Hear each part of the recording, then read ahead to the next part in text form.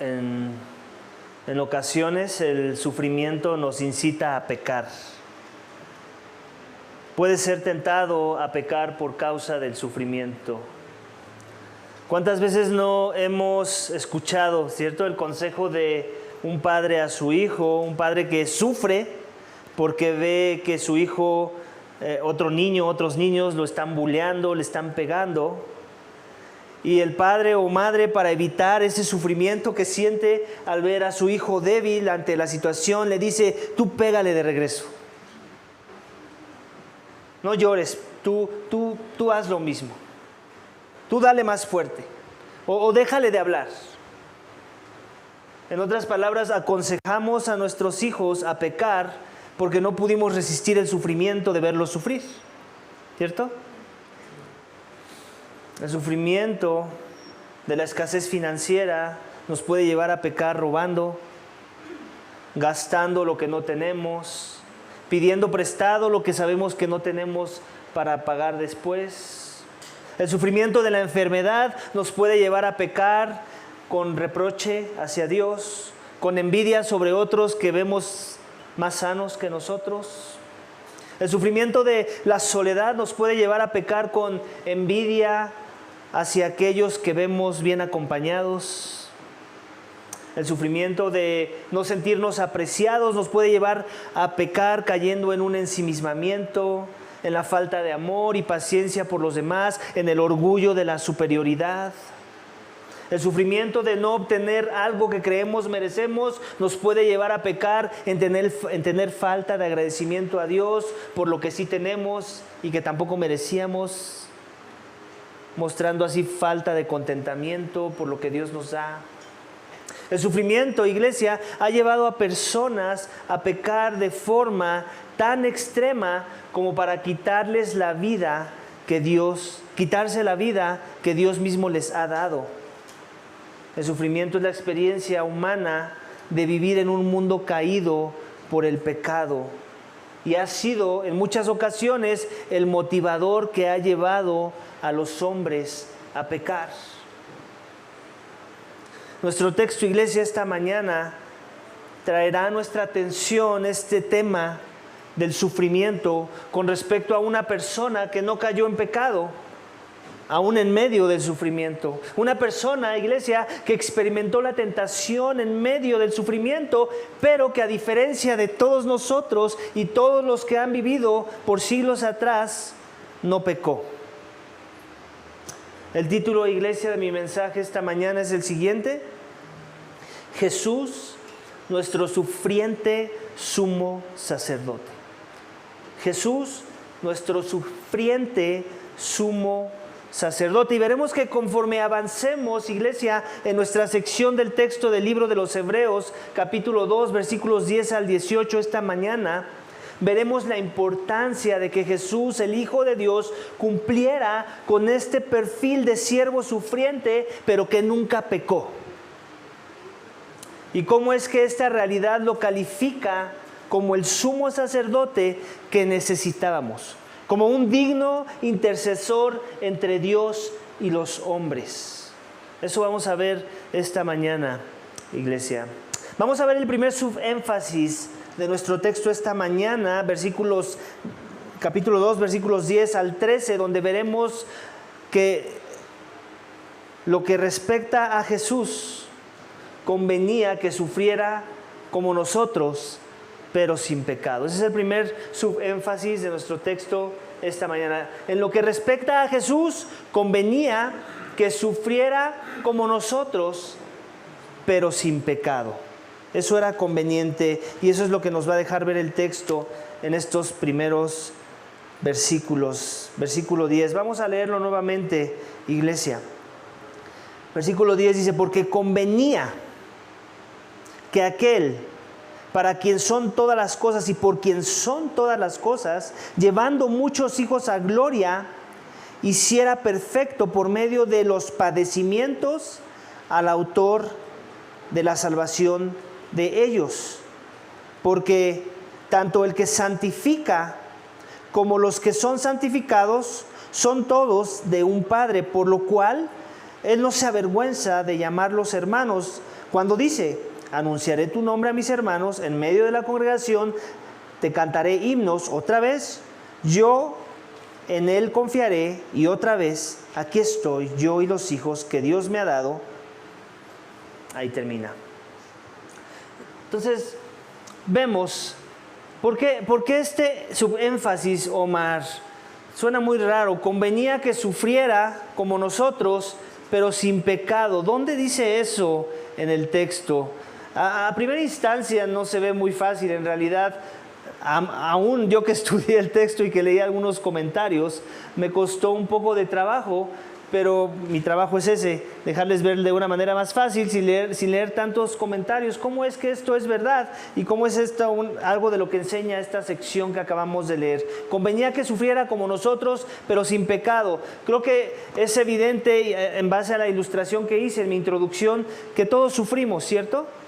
Y creo que podríamos ser honestos con nosotros mismos y considerar algunas ocasiones que el sufrimiento nos ha llevado al pecado. Tal vez han sido algunos de los ejemplos que te compartí en mi introducción, o tal vez tú tienes tus propios ejemplos. Tal vez en este preciso momento estás experimentando situaciones o algún aspecto en particular que te está llevando al sufrimiento y que al mismo tiempo tal vez te está llevando a transgredir la santidad de Dios, a pecar en contra de la moral que Dios nos revela en su palabra. Y eso es una realidad. Eso es algo que hemos experimentado todos. No podemos escapar de esa realidad, de que el sufrimiento a veces es lo que nos lleva a pecar. Pero entonces aquí el texto inicia con esta frase, que convenía a aquel aquí en mi Biblia está en mayúsculas, no sé si en la tuya, pero se está refiriendo a aquel Dios, al Padre. Convenía a aquel para quien son todas las cosas. Eso nos queda muy claro, para Dios son todas las cosas, y por quien son todas las cosas, lo mismo, llevando muchos hijos a gloria, hiciera perfecto por medio de los padecimientos al autor de la salvación de ellos. En otras palabras, Cristo tenía que ser humano como nosotros, tenía que experimentar todo lo que un humano experimenta en un mundo caído, incluyendo el sufrimiento. Entonces, Él tenía que ser tan humano, no nada más en los gozos, no nada más en los aciertos, sino también en el experimentar lo que el mundo caído trae a un ser humano, lo que la maldición misma dijo Dios que iba a traer a los hombres, ¿cierto? Dios maldijo al mundo cuando el pecado entró al corazón del hombre. Dios sujetó al mundo en corrupción por causa del pecado.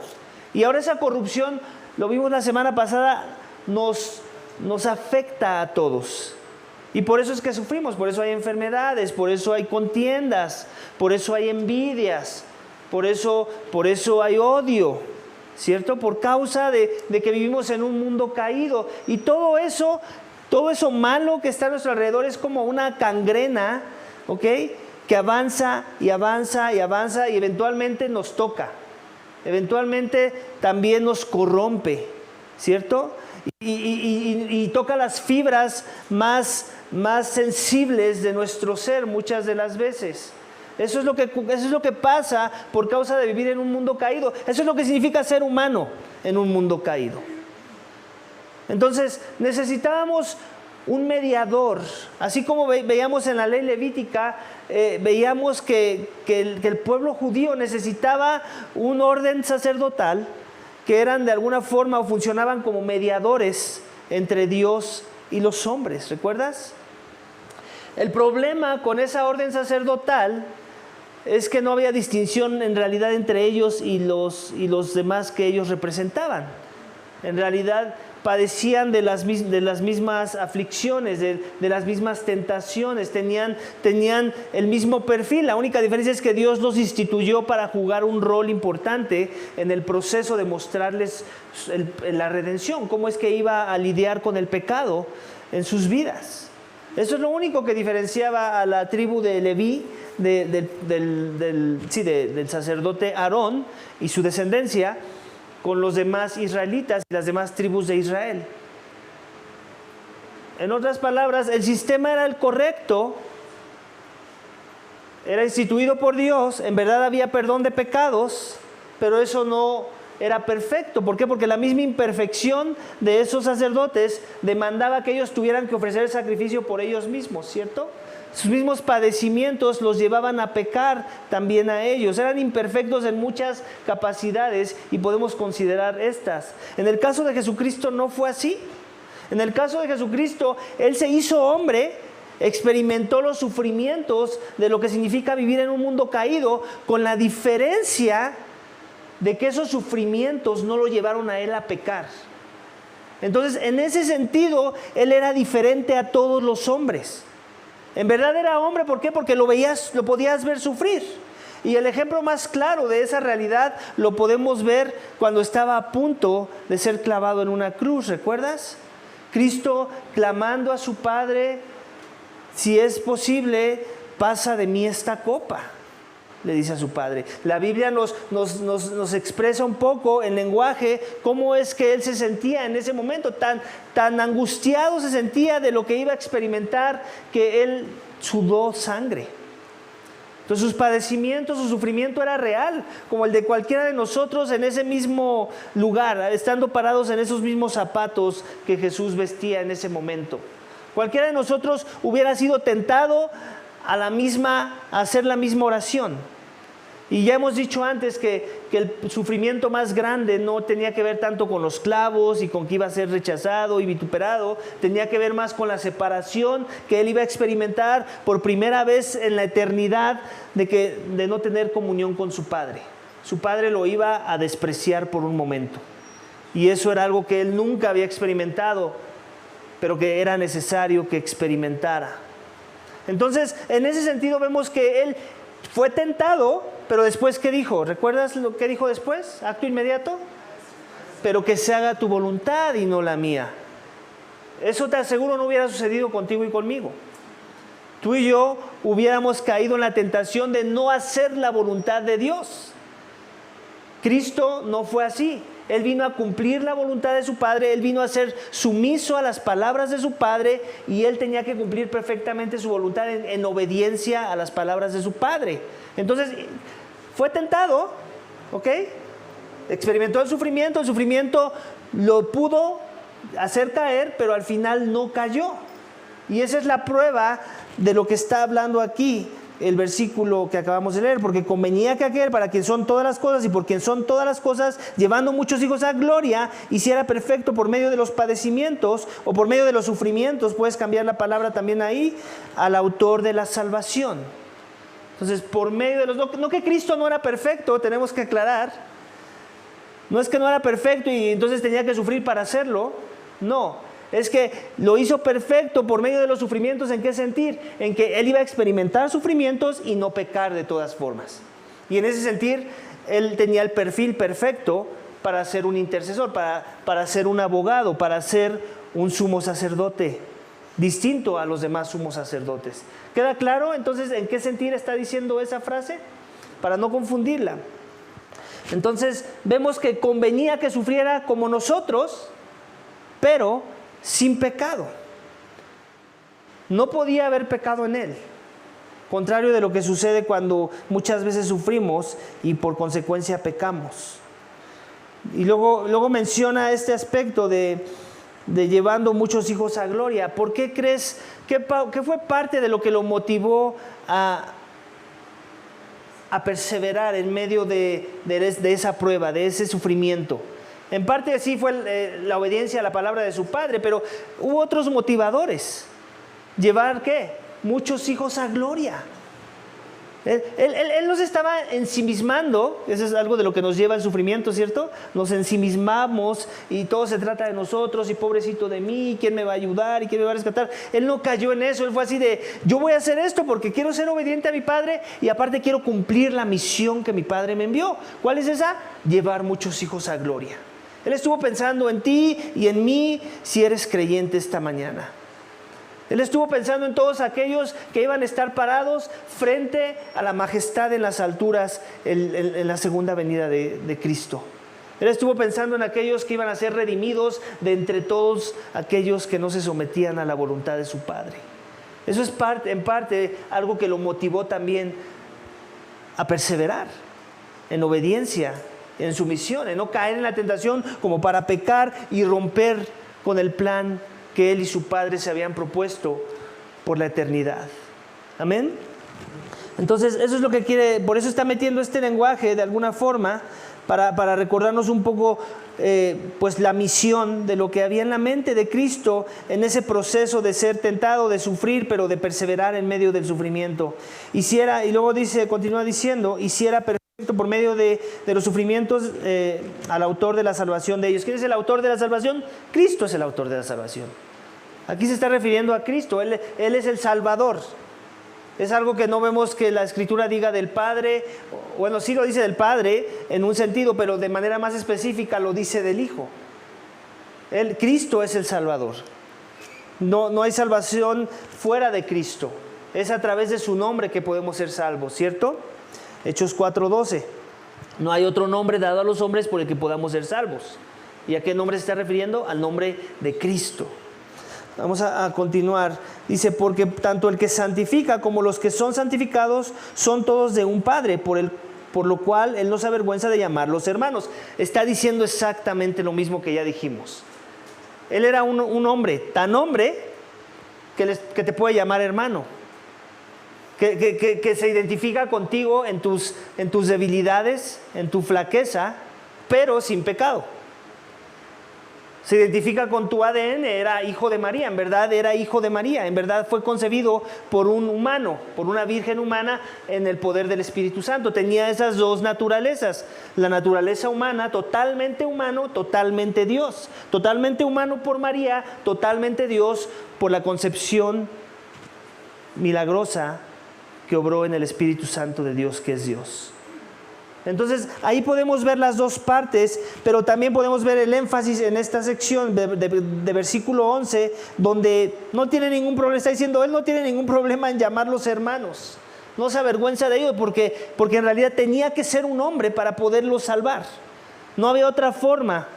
Muchas veces pensamos esto, ¿cierto? Me imagino que alguna vez te has hecho esa pregunta, ¿acaso Dios no tenía otra forma de causar la redención de las almas? ¿Tenía que ser a través de una crucifixión, de la muerte de un inocente? ¿Alguna vez te has hecho esa pregunta sinceramente? Nada de malo si te la has hecho, siempre y cuando no te rebeles en contra de pensar que tú eres el que tienes la razón. ¿Ok? Es natural pensar, ¿había otras opciones acaso? Nada de malo en considerar la posibilidad. La realidad es que, independientemente de que podamos considerar muchas posibilidades, la mejor y la verdadera siempre nos va a venir de parte de Dios. Y desde la perspectiva de Dios no había otra forma. Esta era la forma. Tenía que ser esta forma, y si no era esa forma, no hay formas, no hay esperanza, no hay salvación. ¿Por qué? Por simple, es mera lógica. ¿Quién pecó? ¿Un hombre, un ángel o un gusano? Un hombre pecó, ¿cierto? ¿Qué tenía que ser el sustituto que llevara el delito por los pecados para que entonces el culpable pudiera escapar la culpa de su delito? Tenía que ser un hombre. No podía ser nada distinto a un hombre, porque en el momento que no fuera un hombre el sustituto por los pecados, entonces Dios no está manejando bien su economía de la justicia. Dios estaría castigando algo más que no es lo que cometió la transgresión. Tenía que ser alguien idéntico al primer Adán. Y este es el segundo Adán, Cristo Jesús. Y entonces ahí ya hace sentido para que Dios derrame su justicia, su ira santa en contra de aquel que cometió la transgresión, y de esa forma su justicia ha sido satisfecha. Entonces Él puede perdonar al transgresor que pone su esperanza en ese sacrificio. Tenía que ser el sacrificio del Dios hombre, Cristo Jesús, amén. No hay otra opción que Dios pueda perdonar. No es por obras para que nadie se gloríe, No es por ningún otro sistema filosófico, invención de los hombres y de la mente del hombre. Dios fue el que propuso el sistema de perdón. Y fue y es un sistema perfecto. Hace todo el sentido, amén. Vamos a continuar con la lectura. Dice, Él no se avergüenza de llamarlos hermanos cuando dice. Y luego lo que vamos a ver son citas del Antiguo Testamento que nos están haciendo alusión a la realidad de lo que ya se dijo antes, de que Cristo nos ve como sus hermanos, nos ve como sus iguales a nivel humano, en el sentido de que Él también es un humano, totalmente humano como nosotros. Amén. Y vemos, si quieres anotar, no voy a ir para allá, Salmo 22, 22, en donde vas a ver esta cita. Anunciaré tu nombre a mis hermanos, en medio de la congregación te cantaré himnos. ¿Por qué está esa cita? Porque quiere reforzar lo que el Antiguo Testamento ya había dicho con respecto al Mesías, que Él iba a llamar a los hombres sus hermanos. ¿Por qué? Porque Él iba a ser un hombre más. Tan simple como esto, no tenemos que escarbar más en lo que significa o por qué trae la atención estas citas el autor de los Hebreos. Y lo dice otra vez, yo en Él confiaré, y otra vez, aquí estoy yo y los hijos que Dios me ha dado. Así que por cuanto los hijos participan de la carne y sangre, también Jesús participó de lo mismo. Esta cita es de Isaías 8, 17 al 18, por si la quieres anotar, y aquí también habla este lenguaje, literal viene esta cita, aquí estoy yo y los hijos que Dios me ha dado. ¿A qué hijos se refiere? A los hijos que Él iba a venir a redimir, que iba a venir a traer salvación. Eso ya venía profetizado y se cumple en la persona de Cristo. Estos son de alguna forma anuncios mesiánicos de aquel que iba a ser el Salvador y que venía a rescatar a muchos de la destrucción eterna por causa de su pecado. Amén. Entonces ahí termina el primer subénfasis de nuestro texto esta mañana, y espero haya quedado muy claro la necesidad de que Cristo tenía que ser un hombre, pero un hombre sufriente, padeciendo nuestros padecimientos, con la diferencia de que Él no pecó. Nosotros sí lo hicimos. Amén. Vamos al segundo subénfasis de nuestro texto esta mañana, iglesia, versículos 14 al 16, donde veremos que en lo que respecta a Jesús tenía que ser un hombre para ayudar a los hombres. Tan simple como eso. Tenía que ser un hombre para ayudar a los hombres.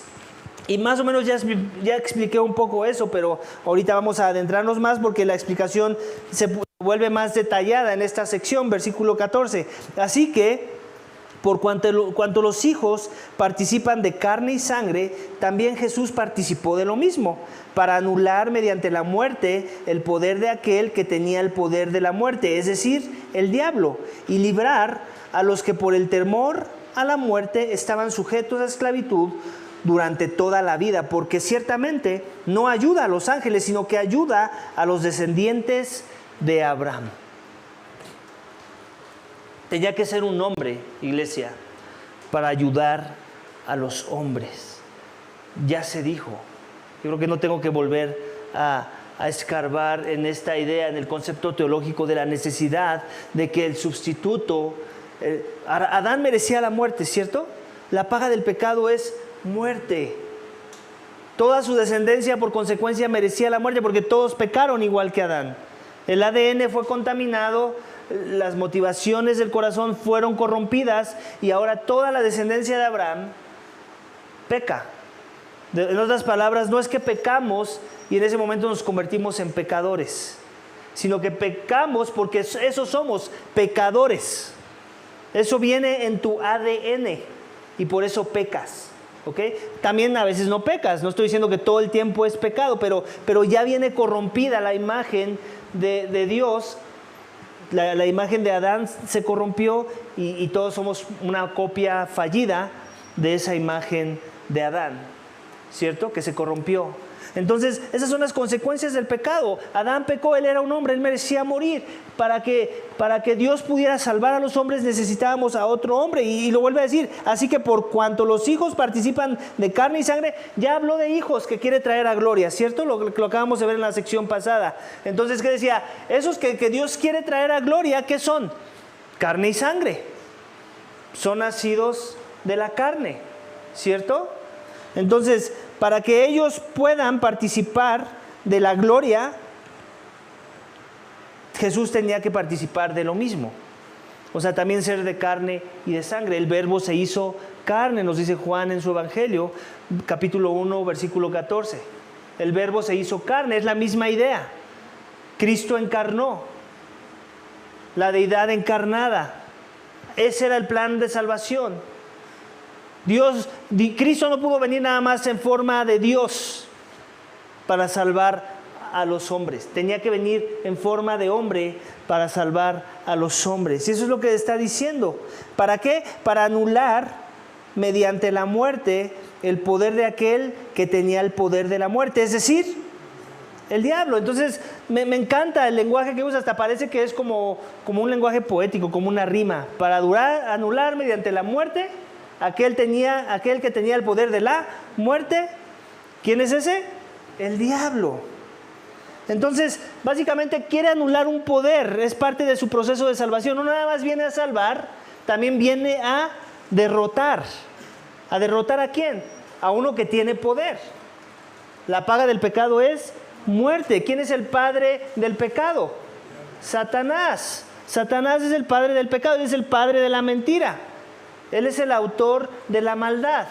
Él fue el que influyó a los primeros seres humanos, Adán y Eva, para que hicieran lo que él ya venía haciendo desde antes, que es pecar.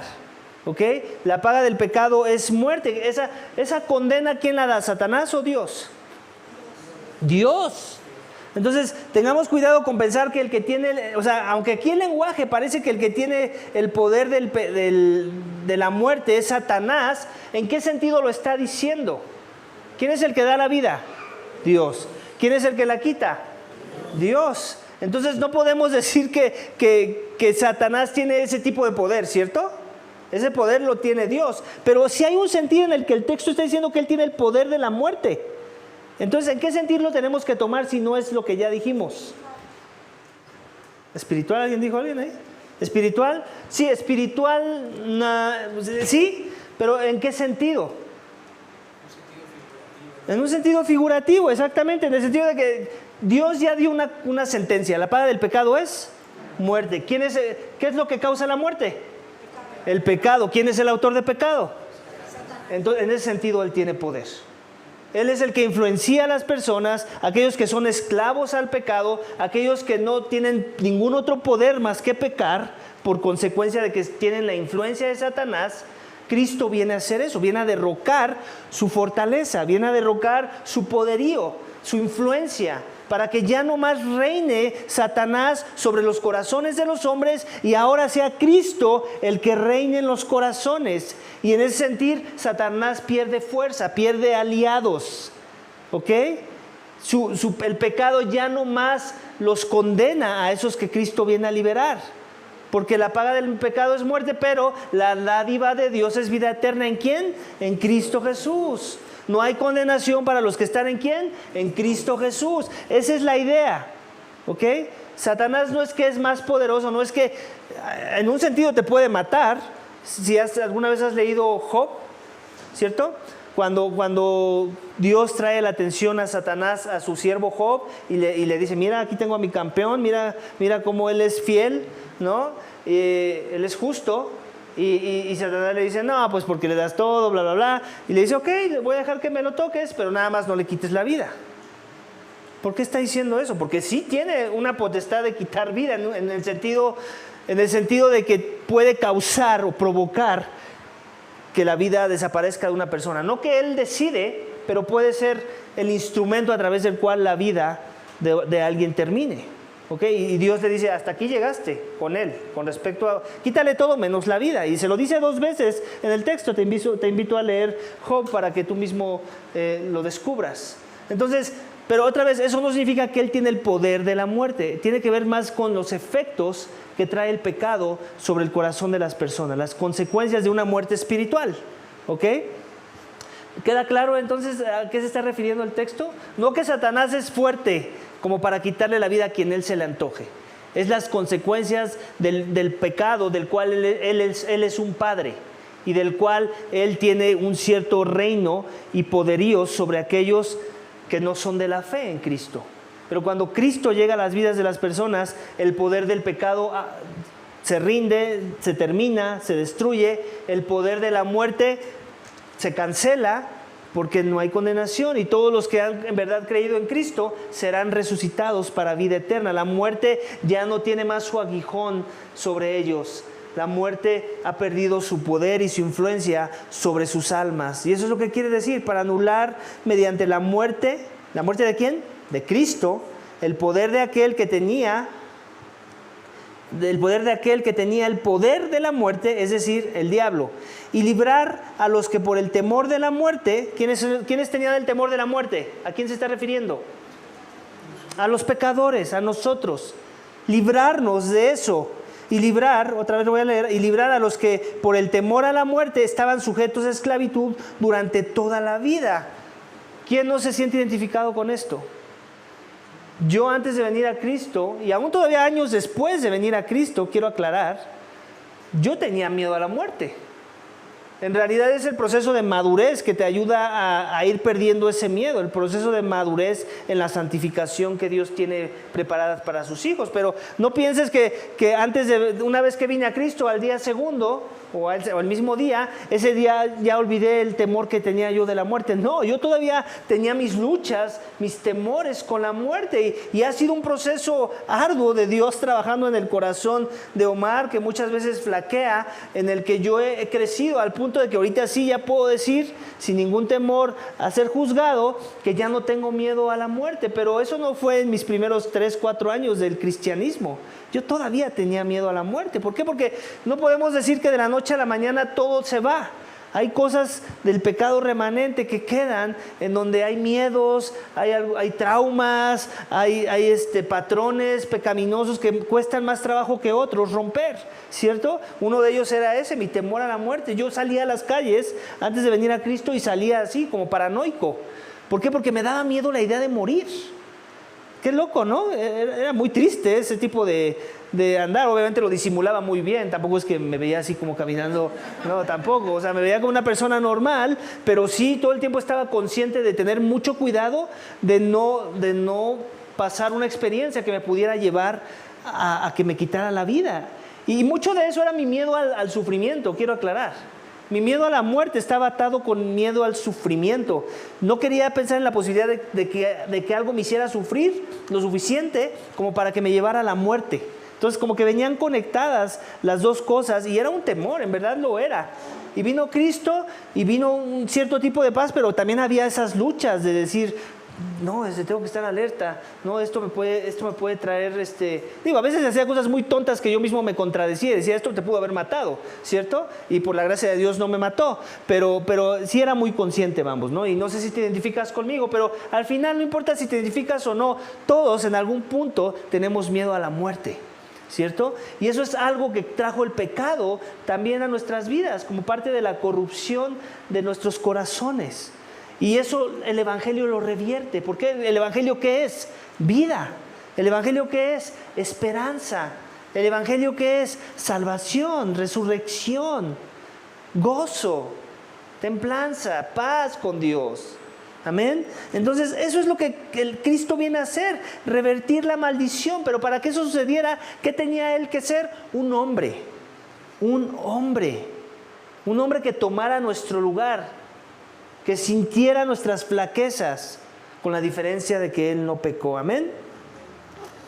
Y luego, entonces podemos decir, tengo 2 subpuntos en ese énfasis, que Cristo no nada más venció la muerte, o el poder de la muerte, porque va a haber resurrección, ¿cierto?, para los que son de Cristo, y también venció el poder del pecado y la influencia del diablo en nuestras vidas. Entonces, ese es un enemigo de los cristianos y aún de los que no son cristianos. Tal vez es nada más que ellos no lo saben, ¿ok? Tenemos enemigos reales en esta tierra, y uno de ellos es la muerte. Cristo ya lidió con eso. Uno de ellos es Satanás. Cristo ya lidió con él. Él ya fue derrotado, ya no tiene la misma influencia y poder que tenía antes de que Cristo fuera clavado en esa cruz. Amén. Entonces, esos son dos poderes que han sido derrotados por causa del Evangelio de Cristo, por causa de aquel que vino a llevar la muerte en nuestro lugar, y que su muerte es nuestra vida ahora. Por su muerte ahora nosotros tenemos vida. Esa fue la forma en la que el Padre y el Hijo propusieron derrotar a la muerte, con la muerte del Hijo. Ese es un plan que a nadie se le hubiera ocurrido, solamente a Dios. Y por eso nos maravillamos del Evangelio de la gracia de Dios. Que solo a Dios se le pudo haber ocurrido algo tan perfecto, tan alineado, que hiciera todo sentido y que no contradijera ningún aspecto de su carácter. Donde Dios sigue siendo justo y amoroso al mismo tiempo, sin ninguno verse más alto que el otro, todos por igual, todo perfecto. Amén. Entonces vamos al siguiente, al final quiero aclarar versículo 16, porque ciertamente no ayuda a los ángeles, sino que ayuda a los descendientes de Abraham. Entonces aquí hemos visto que hemos hablado de la idea de los ángeles y la importancia que tienen los ángeles y cómo podemos llegar a correr el peligro de pensar que Cristo es un ángel. Entonces está diciendo, si Cristo fuera un ángel, entonces Él vino a morir por los ángeles. Eso es lo que haría sentido, que viene a rescatar al diablo y a sus aliados, ¿no? Pero, error, no puede ser así si a lo que vino a rescatar fue a los hombres, entonces tenía que ser hombre, no un ángel. Básicamente es lo que está diciendo. No hagamos conexiones lógicas, y si Él vino a morir como un ángel, entonces pensemos en la salvación de los ángeles. Pero aquí no estamos hablando, el autor de los Hebreos dice, de salvación de ángeles, sino de salvación de hombres. Entonces Él tenía que ser un hombre de carne y hueso. Amén. Eso es lo que está diciendo. Nada, está como que reafirmando y amarrando todo lo que ya dijo con esa última declaración. Amén. Por otro lado, también nos debería dar mucho gozo saber que nos hizo inferiores a los ángeles, lo vimos la semana pasada, y nosotros somos los que obtenemos redención y no los ángeles. Eso debería de volar nuestras mentes. Porque tú y yo no merecemos más que Satanás, o menos que Satanás. Tú y yo merecíamos la ira santa de Dios. Y si Dios decidió no salvar a Satanás, pero sí salvar a los descendientes de Adán, eso debería de volar nuestras mentes. ¿Cómo es eso? ¿Cómo funciona? En realidad no lo sabemos y Dios no nos lo comparte. Tenemos que vivir con esa paz de saber que Él se guarda muchas cosas que no va a revelar a los hombres. ¿Nos los revelará en algún día? No lo sabemos. Pero al final no importa, porque lo que importa es lo que ya nos ha revelado. Amén. Vamos a la última sección, iglesia, en donde vamos a ver versículos 17 al 18, en donde veremos que en lo que respecta a Jesús, Él es nuestro mejor sacerdocio y propiciación. Versículo 17. Por tanto, tenía que ser hecho semejante a sus hermanos en todo, a fin de que llegara a ser un sumo sacerdote misericordioso y fiel en las cosas que a Dios atañen, para hacer propiciación por los pecados del pueblo, pues por cuanto Él mismo fue tentado en el sufrimiento, es poderoso para socorrer a los que son tentados. Aquí voy a aclarar, la última frase suena mejor así, o una mejor traducción es esta: Él mismo sufrió cuando fue tentado. Es una mejor forma de ponerlo. Él mismo sufrió cuando fue tentado, ¿ok? No sé si tu Biblia o tu versión lo diga así, pero la que normalmente usamos no dice así, lo dice raro, ni se entiende. Él mismo fue tentado en el sufrimiento. No, Él mismo sufrió cuando fue tentado, que hace sentido con todo lo que ya expliqué, ¿cierto? Esa es una mejor traducción. Entonces cerramos nuestro último subénfasis, nuestro último punto del sermón en eso, en que Él es nuestro mejor sacerdocio y propiciación. ¿Recuerdas que ya hemos hablado de la importancia de ver al libro de los Hebreos en conexión al libro de Levítico que ya estuvimos viendo en nuestra serie pasada? La importancia de que viniera la redención a través de un sistema de sacrificios en el cual Dios instituyó obreros que iban a laborar en un templo y que tenían que seguir ciertos rituales, ciertos lineamientos para poder ofrecer un sacrificio, el sacrificio correcto que iba a traer redención por un periodo de tiempo al pueblo de Israel. En este caso, ese sistema es obsoleto por mucho de lo que ya vimos tanto en la serie como lo que hemos ido comentando. Ese sacerdocio es imperfecto, en verdad era imperfecto y no duraba mucho tiempo. Tenía que pasar un año para que otra vez tuvieran que ofrecer un sacrificio. Y se volvía en un sistema interminable, era un ciclo interminable en el que no iba a haber una solución final. Dios sabía eso, pero por eso es que Él propuso un mejor sacerdocio y un mejor sacrificio. Y el lenguaje en el que vemos aquí sacrificio, lo vemos en el versículo 17, donde habla de que Él tenía que ser para hacer propiciación por los pecados del pueblo. En el lenguaje que vimos en Levítico, ¿recuerdas cuál fue el lenguaje que veíamos con respecto a los sacrificios? Expiación. Ese era el lenguaje que veíamos allí, expiación. ¿Qué es lo que significa la expiación? El borrar tus pecados, algo así como limpiarte de tus pecados, ¿ok? Aquí estamos viendo un lenguaje similar, pero que significa algo más que eso. La propiciación en realidad lo que significa es sí un sacrificio, pero un sacrificio digno de recibir la ira de un Dios santo airado por el pecado. En otras palabras, un sacrificio que absorbe la ira de Dios para que la ira no caiga a nada más que a ese sacrificio. Eso es lo que significa la propiciación. Es un sacrificio de absorción, si lo quieres poner así, de absorción de la ira de Dios. Una ira que es justa y digna de ser derramada sobre todo aquel que es un transgresor, que transgrede la santidad de Dios.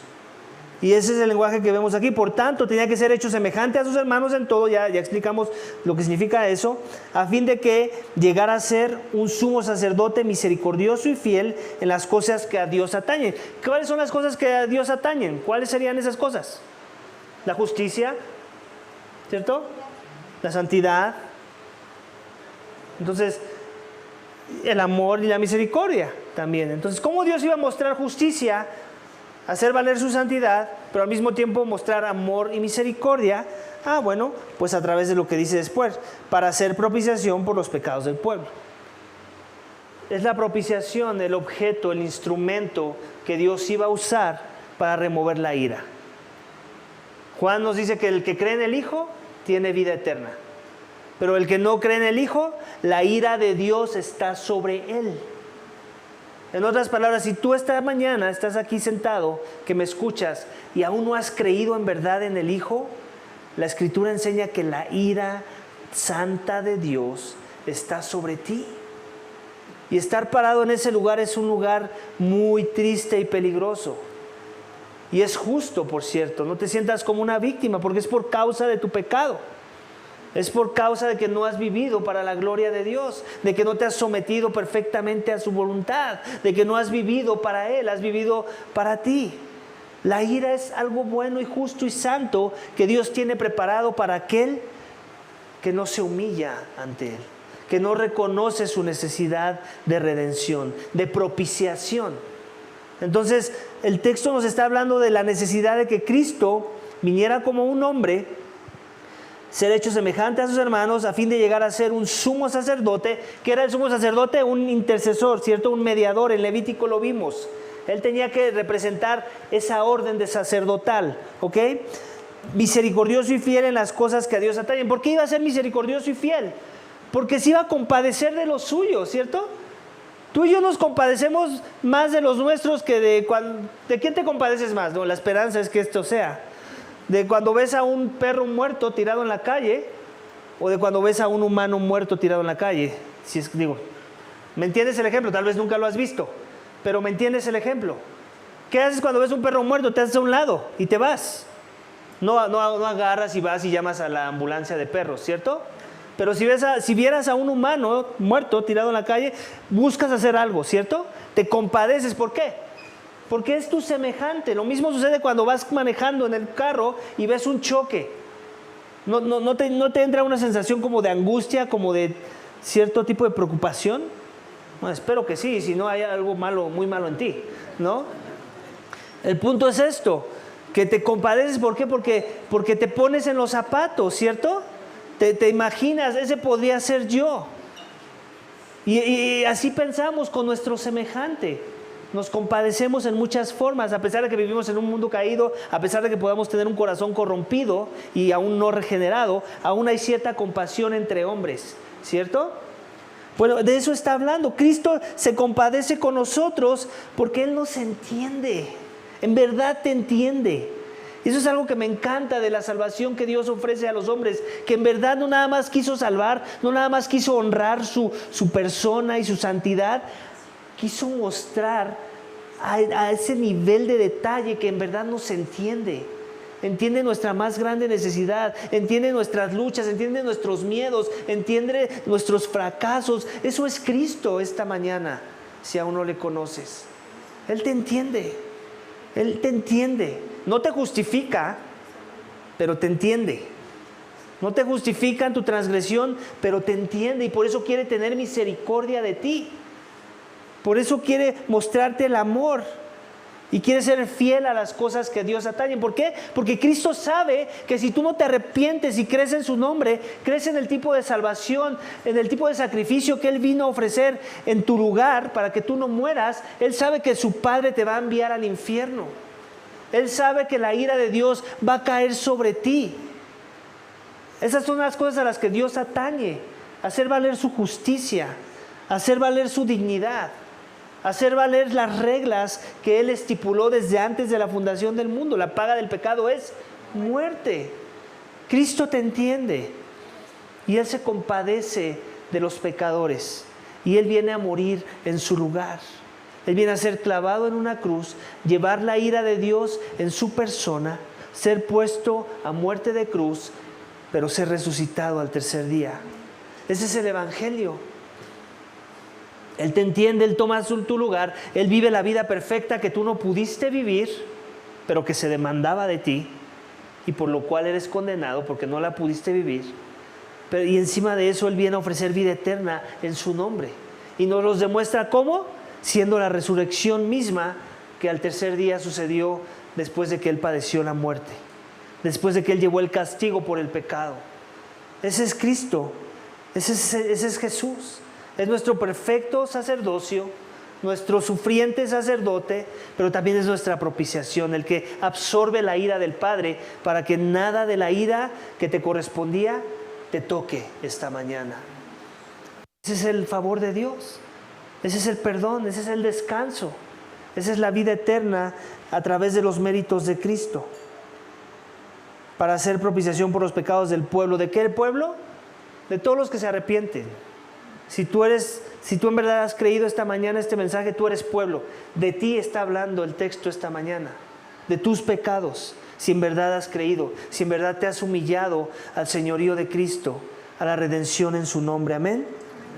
Y por último, pues por cuanto Él mismo fue tentado en el sufrimiento, como ya les dije, porque Él sufrió cuando fue tentado, es poderoso para socorrer a los que son tentados. Él ya sabe de qué se trata esto de sufrir y cómo el sufrimiento te puede llevar a pecar, ¿cierto? ¿En qué nos tiene que socorrer a su pueblo? Pues a no pecar más, porque para eso también nos salvó. No nada más para justificarnos delante del Padre, sino para comenzar a vivir la vida que el Padre quiso desde un inicio para nosotros, una vida sometida a su voluntad, una vida en odio a las cosas que Dios odia y en amor y pasión y anhelo a las cosas que Dios tiene amor, en las cosas que Dios apasiona y Dios anhela. Eso no ocurre en nuestras fuerzas. Necesitamos a Cristo también y Él nos puede socorrer y por eso nos ha dado a su Espíritu.